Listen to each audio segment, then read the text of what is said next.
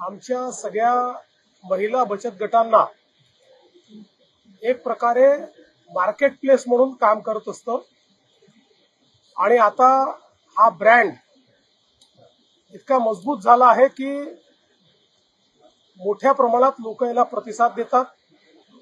नागपूरमध्ये देखील आज हे प्रदर्शन या ठिकाणी सुरू झाल्यानंतर जवळपास 404 स्टॉल त्या ठिकाणी आहेत। त्यातले काही फूड स्टॉल आहेत, काही विविध वस्तूंचे स्टॉल्स आहेत आणि आतापर्यंत अंदाजे 10 कोटी रुपयाचे सेल्स या ठिकाणी झालेले आहेत, विक्री झालेली आहे आणि पुढे देखील ही विक्री वाढतच जाणार आहे।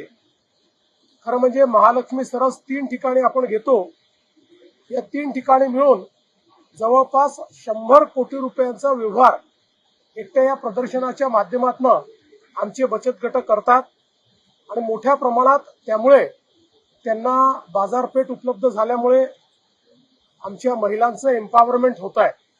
आज खरं म्हणजे ग्रामविकास विभागाच्या माध्यमातून मोठ्या प्रमाणात आपल्याला कल्पना आहे की महिला सशक्तीकरणाच्या योजना आपण त्या ठिकाणी करतो आणि त्या माध्यमातून आज महिला या आपल्या एकूण अर्थव्यवस्थेचं चाक म्हणून काम करू लागलेले आहेत।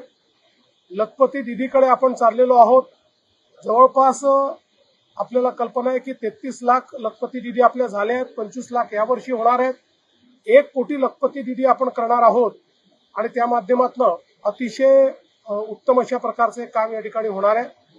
आज आपण हा देखील निर्णय केलेला आहे की आता 12 जिल्ह्यांमध्ये उमेद मॉल आपण तयार करतो, कारण या प्रदर्शनीचा जो काही अनुभव आहे त्या अनुभवाच्या आधारावर परमनंट मार्केट प्लेस, एक कायम बाजारपेठ आपल्या महिलांना आणि बचत गटांना मिळाली पाहिजे म्हणून पहिल्या टप्प्यामध्ये 12 जिल्ह्यांमध्ये उमेद मॉल याचं काम आपण सुरू करतो।